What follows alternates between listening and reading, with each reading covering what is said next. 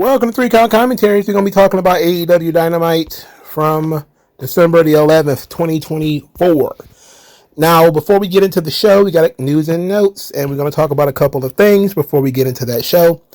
One thing we want to discuss is that GCW is once again getting swift-boated by AEW. Apparently, they have also pulled Willie Mack from GCW shows. So GCW had booked Willie Mack for a couple of appearances. He was going to be wrestling at a couple of shows. Then Effie made some more comments about Tony Khan, about how he only got certain jobs because his father gave it to him. You know, he told the truth, essentially. And then, all of a sudden, Willie Mack was pulled from these shows. Now, Willie Mack, to my knowledge, according to AEW fans, has not wrestled for AEW since December of 2023. It's almost a year. But this is the story as it's been going so far. It says, quote, "This is the GCW side of it. Willie Mack called them up for Saturday. It's a late deal and said that he was pulled from the show by AEW over the Effie situation. So Brett Lauderdale, really upset, calls Sanjay Dutt at AEW and goes, 'Is this true?' Sanjay Dutt says it's absolutely not true. So Brett calls up Willie Mack and says, 'Well, I wasn't pulled. I was specifically not pulled, but Christopher Daniels made it clear that I shouldn't go.'" Interesting. So while Christopher Daniels and Sanjay Dutt and all these guys, they're backdooring. It seems like, well, we didn't officially pull him, but we pressured him to just not show up. And that's almost the same as pulling him technically. But if he doesn't work there, and he hasn't been working there, why would Willie Mack listen to them? Unless he's about to get some kind of contract offer or whatever from AEW. Maybe that's the carrot they're going to dangle, is that maybe they'll bring him in on a more regular basis. Willie Mack is actually pretty talented. I know WWE passed up on him because they said he had some kind of heart condition or something like that. That was years ago. But he's been wrestling in TNA. He got really over in Mexico, being basically like some kind of sexual chocolate kind of gimmick. He's a very talented young man. He's kind of funny. He's getting up there in age now, starting to look more and more like the Junkyard Dog. But, he should be on AEW proper. And now he's been snatched from the GCW shows. So, the story actually continues when he says, I think this is Meltzer who is saying this. "From the AEW standpoint, they are saying that nothing like that happened, and Willie Mack called them and asked if it would be a problem, and they said you can go. Maybe he took it the wrong way, but AEW was very, very clear. And look, Sanjay told Brett the same thing. They're not pulling Willie Mack from the show. He is under contract there, AEW, and he's not wrestling Saturday. That would be the day of the GCW show that he just got pulled from. There's two different sides of the story, and ultimately it was Willie Mack's choice. Was he pressured, or did he just do it on his own? I don't know." End of quote. That comes from Dave Meltzer. Let's see. There's heat between the two companies. Outside of, a couple of people here and there. I know Moxley and Marina Shafir and MVP got to work that Bloodsport show, but this was before Effie's second round of comments. But now Willie Mack, who is affiliated with AEW, has been pulled. Now, there's been a lot of talk that Megan Bain has been under contract at AEW. We don't know for sure. I don't know anyway. We'll see if she actually makes her appearances or not. Now, it seems that Willie Mack will not be going to these shows. But it just goes to show that AEW is going back on every single thing that it said at one point in time. It was supposed to be the company that was friendly with rival promotions. It was supposed to be friendly with the wrestlers, all this stuff. And now all of a sudden, on a dime, it's flipping. Now, whether it's official or not, Willie Mack, if he decided to not perform at these shows, did so to protect whatever job he has at AEW. even if it's just working at Ring of Honor. He just doesn't want to be blackballed there, which is, I guess, smart, depending on what the pay is and all that stuff and the opportunity, the platform and everything. But it's terrible. There was some very strategic moves. They are doing a great deal of damage to GCW, but they're also damaging their own reputation. Because, again, the fans see this and everything that they said about AEW before coming back to haunt them. Speaking of which, we got an update on Phoenix. Apparently, he deleted the tweets that got a ton of attention. It's too late. So the thing about the doctor and the thing about, I believe, no one stays where they were treated inhumanely or something like that. Both of those tweets got taken down. So maybe he got a legal letter. Some people are saying that WWE was unhappy with these tweets. I don't think they care, to be quite honest. I mean, it's WWE, for God's sake. Why should they give a shit about Phoenix being mad at Tony Khan? They don't give a shit. So the idea that, WWE don't like that, when they don't like when people do that. The weird thing is a bunch of people are running around saying, when I worked at a place, my job didn't like when you dissed the other company. Yeah, but if that were the true in pro wrestling, then nobody would want FTR and Mustafa Ali, or nobody would have wanted Miro. Like, wrestling is the exact opposite of most normal businesses. It is the place where they will give you a live microphone, put you in front of a live camera, and then tell you, hey, go tell everybody how terrible the other place you worked at is. And that's money, and everybody likes to laugh at that. They've been doing that for 50 years, man. I mean, it's not... Pro wrestling is a completely different business. Phoenix did not delete those tweets because WWE is going to get skittish about this. No. He deleted those tweets probably because he was threatened by Tony Khan. Get the fuck out of here, okay?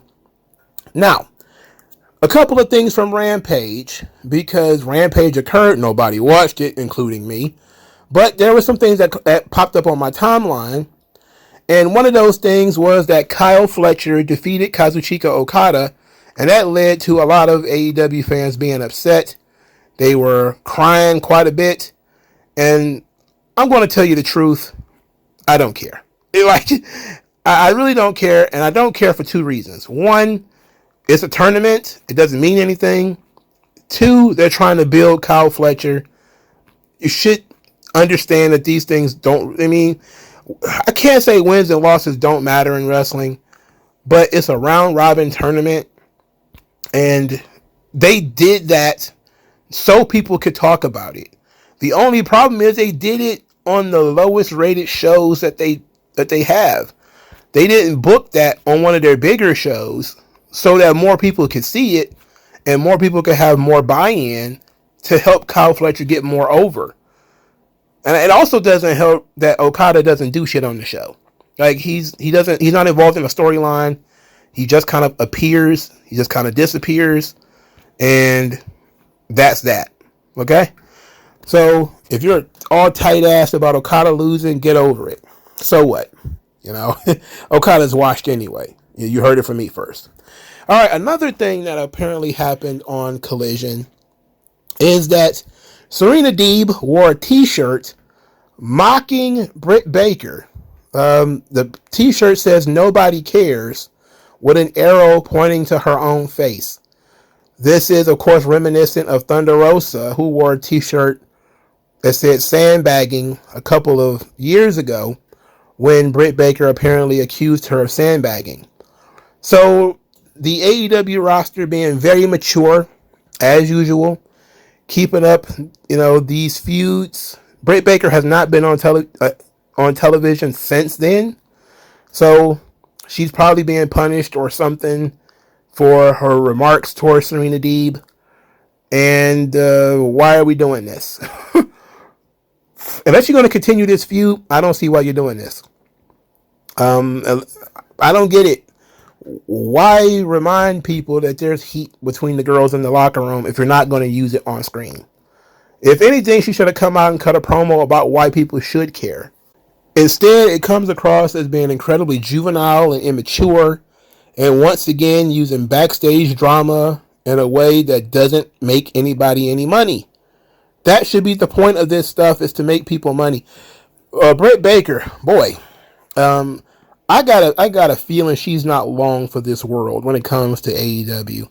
She hasn't been on television since the Nobody Cares segment. Her feud with Serena Deeb is reportedly, I guess, dropped, and she's not featured on the show anymore at this point. What can you do? She's going to be an interesting case. Once she's a free agent in like 2030, after they stop adding injury time, because, Britt Baker's been hurt more than anybody in the women's division. She had like a busted nose and a busted leg and all kinds of stuff. They're going to tack on all that injury time. They're going to get her to a nice round number. She's going to be like 2035 or something like that, right? Anyway, she might as well just write a book, right? Because she's going to need like an entire 2-hour podcast to roast all the people and to get to the nitty gritty of all the problems she's having in AEW. But since most of the problems are in the mirror, that's going to be a very interesting conversation. But, I mean, everybody likes to hear the scoops and the drama, but a lot of the drama is just Britt Baker's a bitch, and that's just how it is. She's causing a lot of these issues herself with her attitude and the way she carries herself. But I'm still extremely interested in when she's no longer under contract, seeing as she's going to be very unprofessional and roast people, which, why not? Because if you're not under contract anymore, why do you care? Go be a dentist. Go do some root canals, babe. Somebody needs I'm pretty sure that's a little bit more fulfilling than having bad wrestling matches. All right, let's go to some good news for AEW. Apparently, AEW has cleared $1.25 million in ticket sales for All In Texas. And that is already one of the highest gates in AEW history. If this is true, and we don't know for sure, but, it's a stadium show, and I don't even know when the show is. Let's take a look and see if I can figure out when the show is. It's July the 12th. So they got 7 more months to sell tickets. I expect the show to do okay. Yes, when they had their residency in Texas, it was kind of garbage. And the ticket sales were not strong when they were doing collisions or whatever there. But now they're bringing, their big event. This is going to be their premier event. Because even when WWE was down, WrestleMania did well. And that seems to be what All In is going to be for AEW, where even if nobody wants to see the regular shows, they want to go to the big show, the biggest show, because that's where it's going to be the best show. And all these other shows are irrelevant compared to the biggest show. And so AEW's 2025 is looking like it's probably going to be like WWE's 1995, where you're going to have Raws in small arenas, and you're going to have some house shows that, AEW doesn't do house shows, but they were doing house shows in high school gyms. And then you would have like a decent sized arena for, WrestleMania or SummerSlam or something like that. Royal Rumble. So it seems like AEW might be going along that path where people only really care about the tippity top tier of their product, which is going to be their bigger shows. But I'm interested in seeing what $1.25 million looks like. Like, what's the breakdown of that? Is that just like the upper deck? What's the seating arrangement on all of those seatings being sold? What about the VIP packages and all that sort of stuff? Maybe all that stuff will come out sooner or later, but it's still good news for the AEW fans that are starved for good news. And they certainly need it, because I'm hearing that Rampage and Collision did the worst that they've ever done, and that they're actually in the 100,000 viewer range. That's a disaster. Now, I think they were preempted. I believe that was the same day that they moved to a different night. Earlier in the night, rather. But preemptions shouldn't slash your viewership by this much.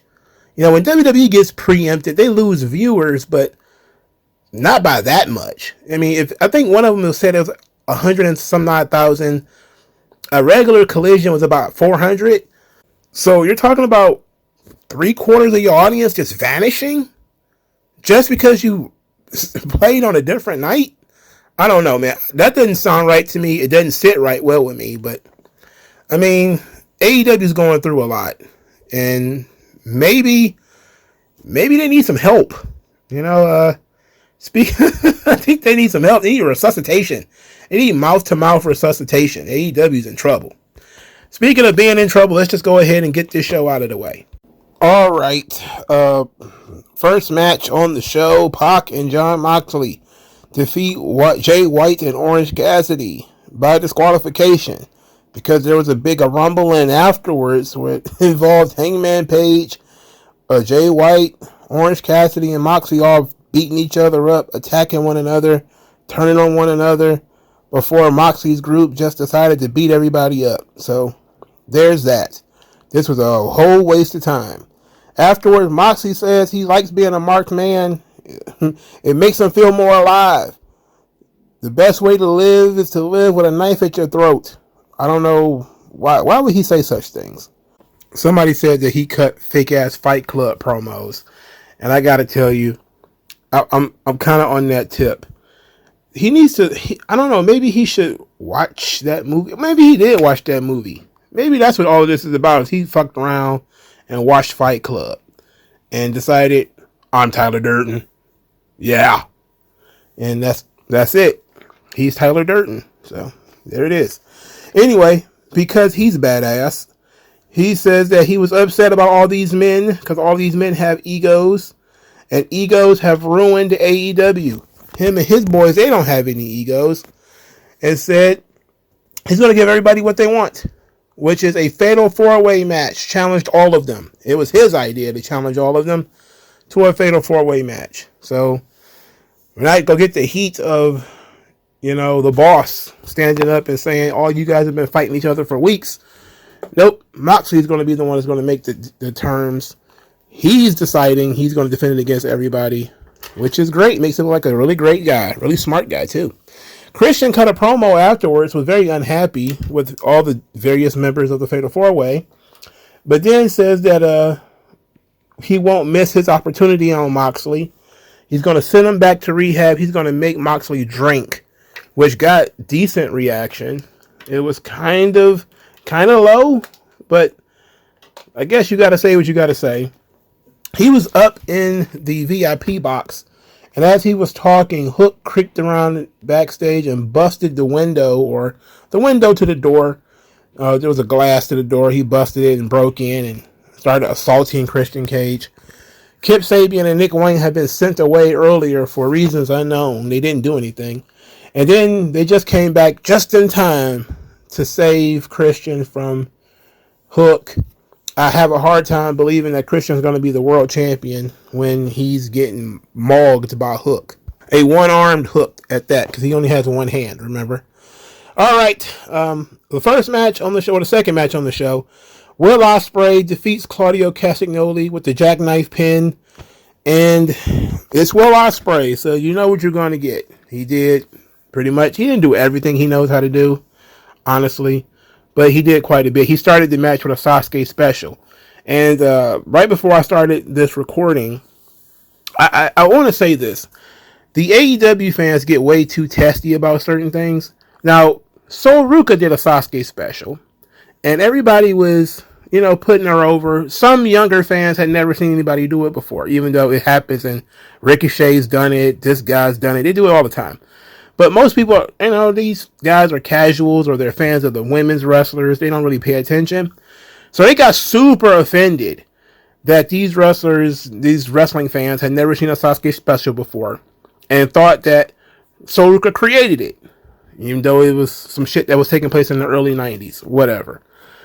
So when Will Ospreay did it, all of a sudden they tried to mock Sol Ruka for doing it. And I'm mocking those fans. I've never seen a guy do this before. It was a similar thing too I came across lately too. When these guys were making fun of the Miz for doing like a sort of like a satellite DDT, like around the world DDT thing. I think he did it in a match with Gunther, and I think he also did it in a different match too. And they were mocking people for putting Miz over for doing like a springboard or whatever. And they're like, these guys do the basic bare minimum. They do this stuff all the time in Dragon Gate. It's like, that's the important thing though. You guys see this shit all the time, so you're not impressed. The Miz 20 years ago could not do a springboard. Right? 20 years ago, The Miz would not have been able to pull off some kind of lucha libre DDT, even if he's doing it slow. He wouldn't have been able to do it at all.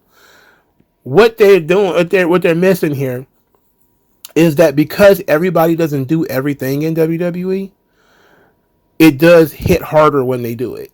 When you have 4 or 5 people doing a Sasuke special on the show, then guess what? It's not special. Then it's just the Sasuke. It's not special about it.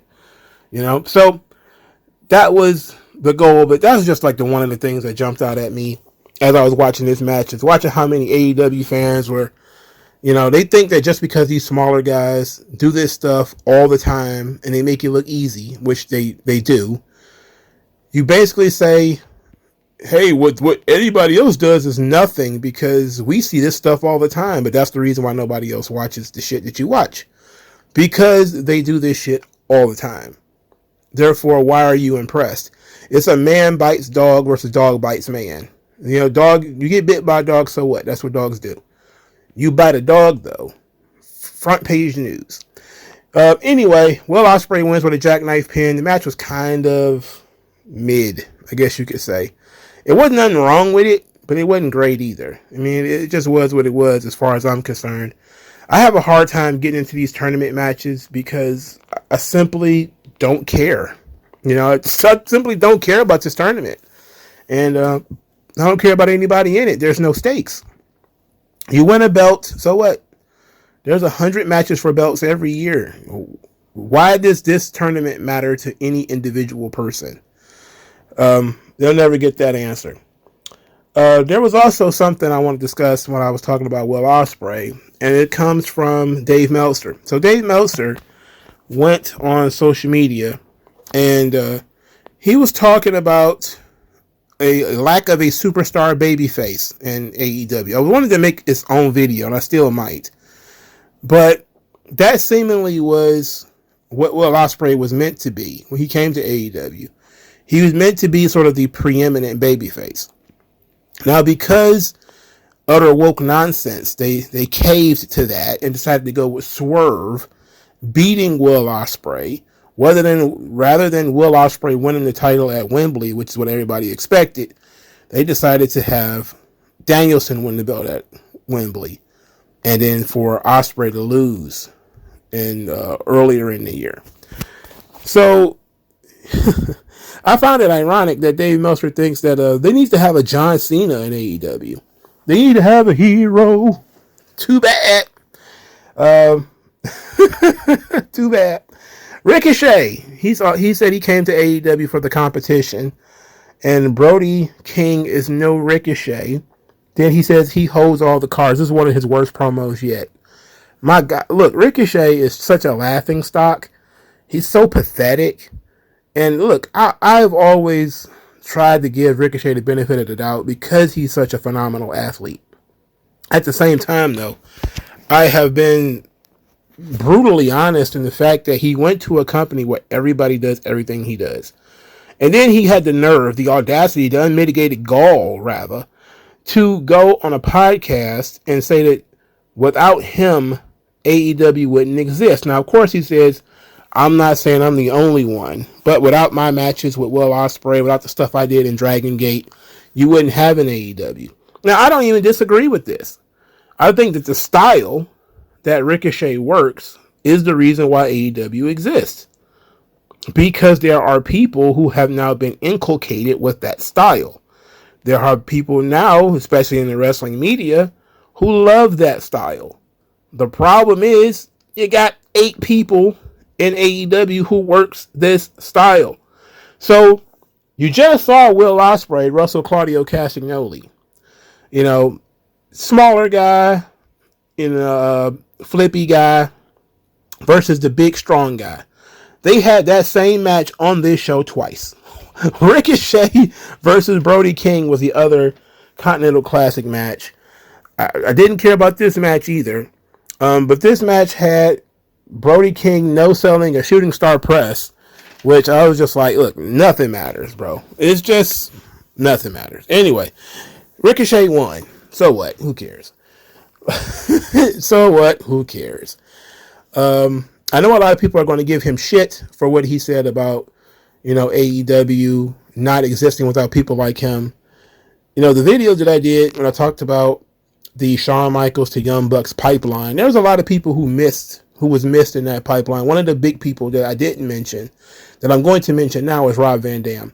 And I think he did a great deal of damage to big time pro wrestling in the United States as well, with all the choreographed shit that he was doing with Jerry Lynn and ECW. I don't know how I let that slip my mind, but that's an important bit. And without guys like Rob Van Dam, and then later AJ Styles, and the Motor City Machine Guns, then the style that Ricochet was working in 2011 or whatever would never have been popular enough for it to matter in the first place. It took for a lot of the other smaller guys to get there for an AEW to exist. And Ricochet wants to give himself some credit. I don't have a problem with that.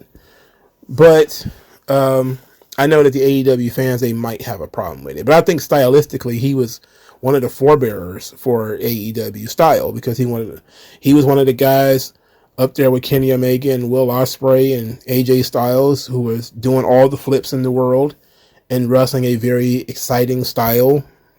But AJ was smart enough to actually be able to mix some of that classic professional wrestling stuff in there, so his stuff didn't look that bad.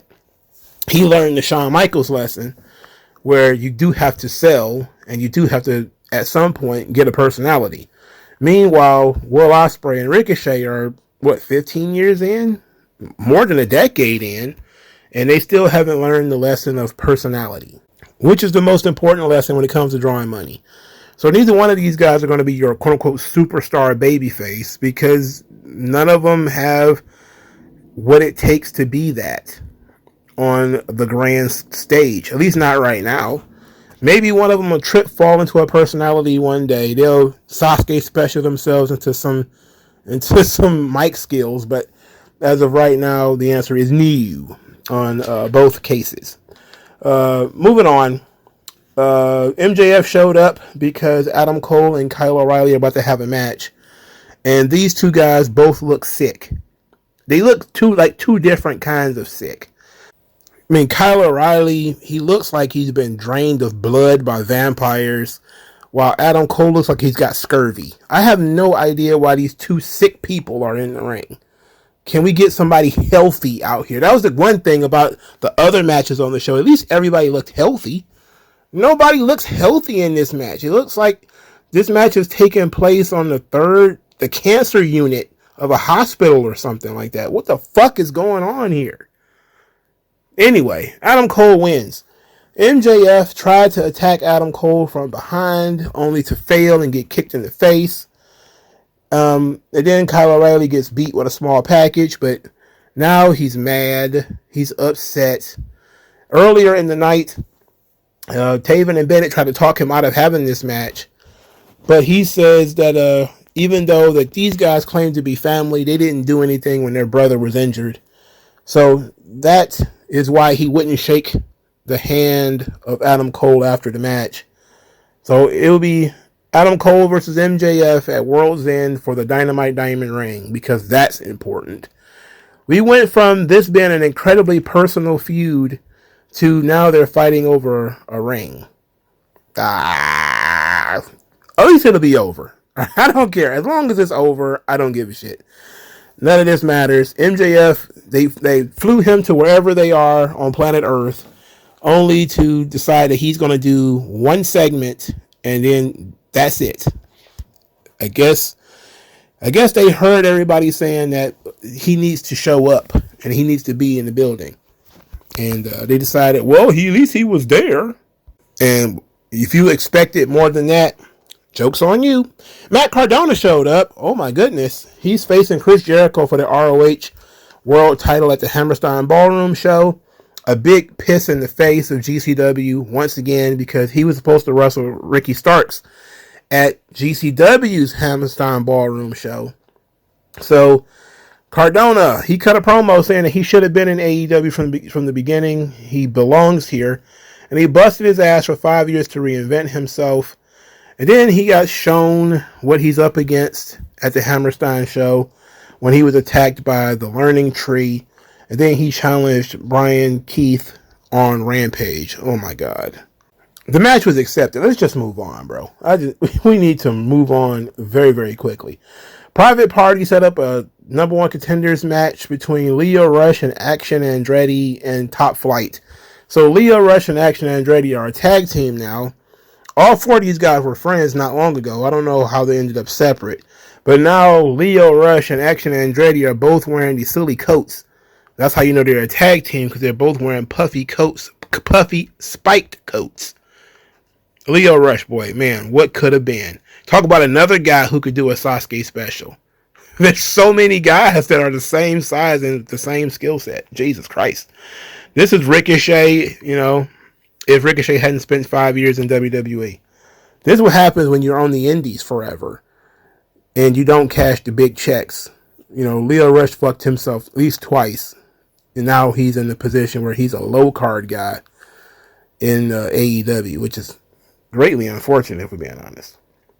Darby Allin cut a promo. I forgot to talk about this, saying that Moxley is chipping away at what it makes AEW, and said the young guys don't want to get involved because this is the first time they've ever made any money in wrestling.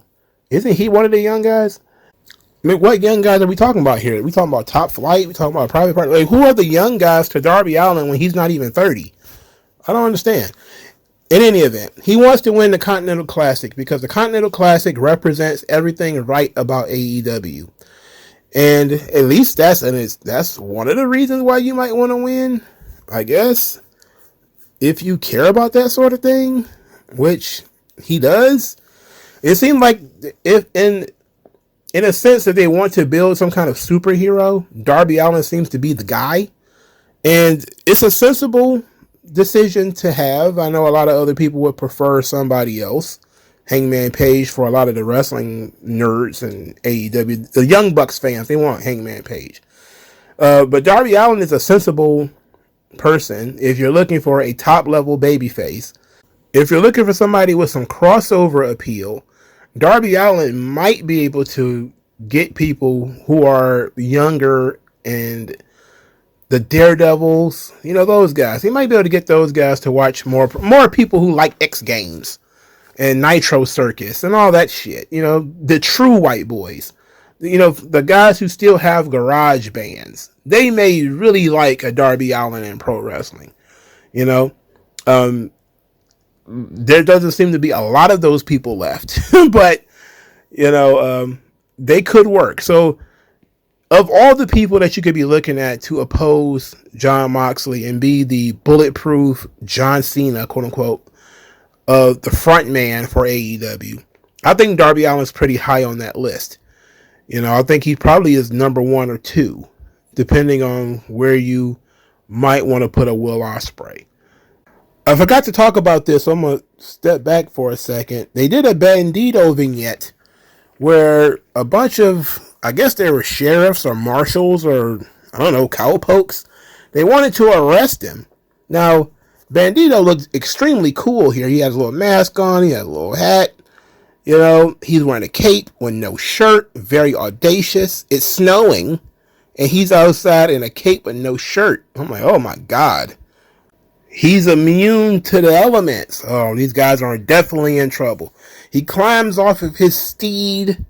And then he proceeds to whoop some cowboy ass. And you know what? I'm all about that. I like vignettes. Bandito beating up cowboys and putting his cape back on and hopping on his horse and riding off. I like this. It's very much like, the Ricky Steamboat promos. where he was fighting ninjas. I'm all for it, bro. Go for it. They need to do this for everybody. Do it for everybody. But maybe these people need characters, but I'm all for these vignettes. This is great. What made Bandito special that he gets the vignettes, though? Because whatever he did to be that special, everybody should do it. So Mercedes is out there, and she's talking to Anna Jay. Anna Jay should not be talking. It's not her strong suit. And it's not Mercedes' strong suit either, by the way. No pop, also. Mercedes came out there. She's going to be wrestling in Japan for some reason. I don't know why Tony's doing that. He's paying this girl so much money.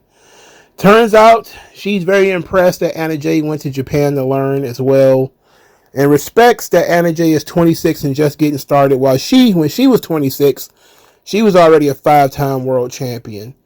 And then she, of course, says, oh, there's a price to pay when you mess with Monet. It's not sticking. That's not working, baby girl.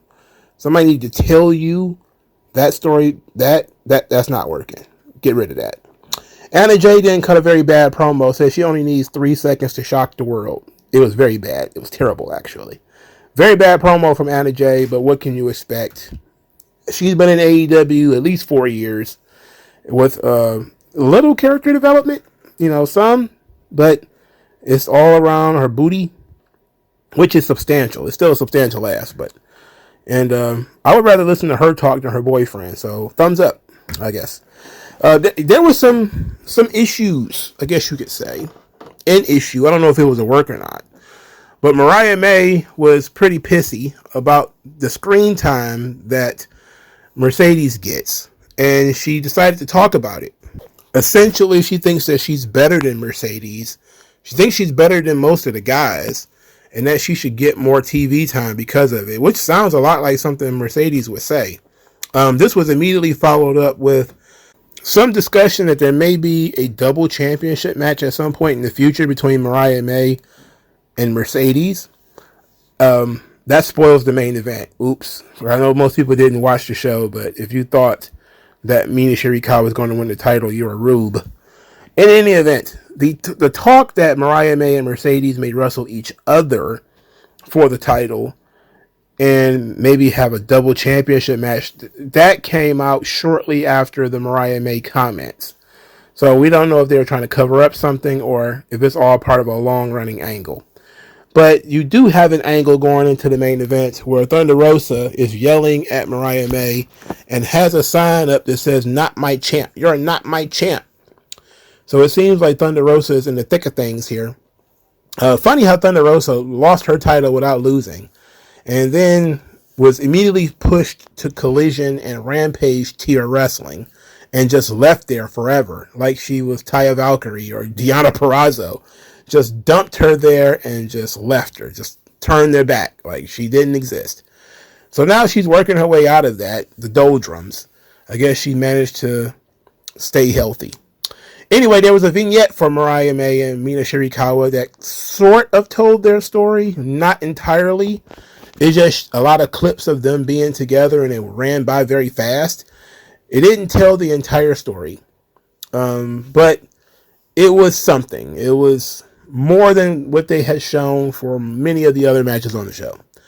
So then there's that. The match itself was fine until they started kicking out of everything. And Mariah May wins with the Storm Zero, which is Toni Storm's finish. That's part of the story. That's going to factor in to the big surprise at the end where Toni Storm reappears under her original version, not timeless Toni Storm. Okay, now she came out. She got a great reaction. She teared up. There was tears in her eyes, and she was so overwhelmed by the 2,500 people in the building or whatever the fuck it was. Okay, it wasn't a lot, all right? It wasn't a lot. It was enough, though. It was enough to be warm, touched. And 2,500 people have never given me a warm welcome for any fucking thing. Looking at you, by the way. All the 500 people who probably going to listen to this video. In any event, she got a good reaction. I do question, why is she not timeless? Now, you may say the character had run its course. She doesn't need to be that anymore. That was a delusion, and now she's snapped from that delusion. I get that. I mean, I understand that.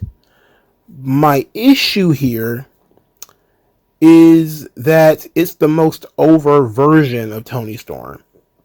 And this is normal base level Toni Storm. Now, maybe she learned something from being the character that she's going to be able to bring into her, I guess you could say, regular self. And if that's the case, then disregard what I'm about to say. But if she doesn't, I think that it's really problematic to ditch the more popular and marketable version of the character that you've been doing. Since she's only been Timeless Toni Storm for like a year or two, it seemed to me like it would have made more sense to let that character run. That's the character that took her to the next level. It would be like going from Stone Cold Steve Austin back to the Ringmaster. You know, like, oh, I got over as the Stone Cold Steve Austin. I'm just going to go back to being the Ringmaster because that's okay too. It's like, no, people like Stone Cold Steve Austin, man. Stick with that. You can make Timeless Toni Storm not as cartoonish as she was. You could have gotten rid of the black and white stuff. You could just there's ways to modernize the character. You could take it from the 1950s to maybe like the 1980s, or maybe to the 1990s, or maybe even to the early 2000s or the 2010s or whatever. There's other ways of taking that character and putting it in a different timeline. So she now talks differently. So people may get sick of how she's speaking and the black and white stuff, and that is what's going overboard. Okay, modernize the character a little bit. Keep the character the same, but modernize it. Tweak it just a little bit so that she's still who she is. She's just in a different timeline. That could be much better, and I think would have been much more interesting than just dropping the gimmick altogether. Because now people who like Timeless Toni Storm is going to be like, okay, this Toni Storm is fine, but it ain't Timeless Toni Storm. And that gimmick was dimes. People liked it. Why get rid of something people like? I mean, yes, you could say, well, what about Hulk Hogan? You know, Hulk Hogan may have been Hollywood Hogan for too long. He was Hollywood Hogan from 96 to 99, maybe. When did he go back to the red and yellow? Was it 99? I think it was. But he still took certain elements of Hollywood Hulk Hogan when he went back to the red and the yellow. In fact, he was still Hollywood Hulk Hogan in the red and yellow. He brought in the boa and the do-rag and all the sunglasses, all the elements of Hollywood Hulk, the heel. He brought that into Hollywood Hulk, the babyface, and mixed it with the traditional 80s Hulk Hogan. Toni Storm could have done something similar, and maybe that's what they are planning to do. Maybe the plan is for her to still be Timeless Toni Storm, but a more realistic, more personal version of Timeless Toni Storm, where she, again, is not so much of a character. But if they're going to drop that thing completely, and she's going to be the same Toni Storm that she was before, this thing is going to die a death. Because nobody really cared about that version of Toni Storm, really. That's not what won people over. You know, the rock star hat to the back, you know, go get them. You know, what was that, the Longhorns or whatever? That shit didn't click with nobody. It didn't click in WWE. It didn't really click in AEW either. People were just happy to see her right now. I'm interested in seeing what kind of tweaks and that they're doing with the character to make her interesting. So, Toni Storm is dead. Long live Toni Storm. They said that Timeless Toni was retiring, and so I guess that's what it is. I just want to know like what the idea is behind this, the character switch, and then for the character switch to be not a evolution of the character, but to go backwards. That's an interesting move for me. I don't see why you would do that, but whatever. Tony Storm is back. I spent a lot of time talking about that, but it was an interesting development. So the show was not good as usual. It was very dry. The energy for these shows are minimal to none. AEW has a big energy problem. You know, they have all these Ricochets and Will Ospreys and all these people running around, and the energy for these shows are in the toilet. And it just goes to show that people are showing up. The people who they are showing up because they want to see this stuff. But they're not enthralled by anything that is happening on the show. So you're probably looking at people who are there primarily for the in-ring stuff. So keep giving them the in-ring stuff, I guess. But for people who are watching on TV, what are you supposed to be interested in? You know, you got the same match on here twice with Will Ospreay and Claudio and Ricochet and Brody King. That's the same match twice. You know? And then now maybe Brody King and Ricochet was a little bit more in doubt because Ricochet doesn't win all the time. But I was pretty sure, 99% sure, Claudio was losing his match against Will Ospreay. That tag team match was utterly pointless. And not just because it ended in disqualification, but because who the fuck cares about Orange Cassidy and all of these people? I think we've been proven that nobody gives a shit about these people. I think that's been proven time and time again by the fact that the ratings have stagnated and in fact declined whenever these people are on the air.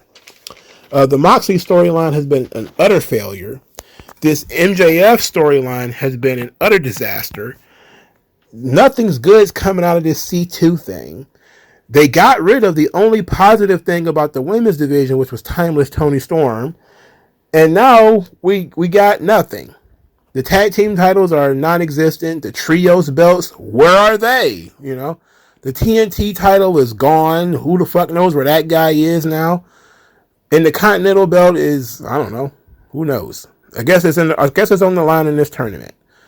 So what do they have that's hot in AEW? Now that you've gotten rid of Tony Storm, which was your hottest act, what do you have left that's hot that people can look forward to? Nothing. Like, share, subscribe. I'll talk to you guys later. MagMongoSlade. Best house I ever drew, Daddy.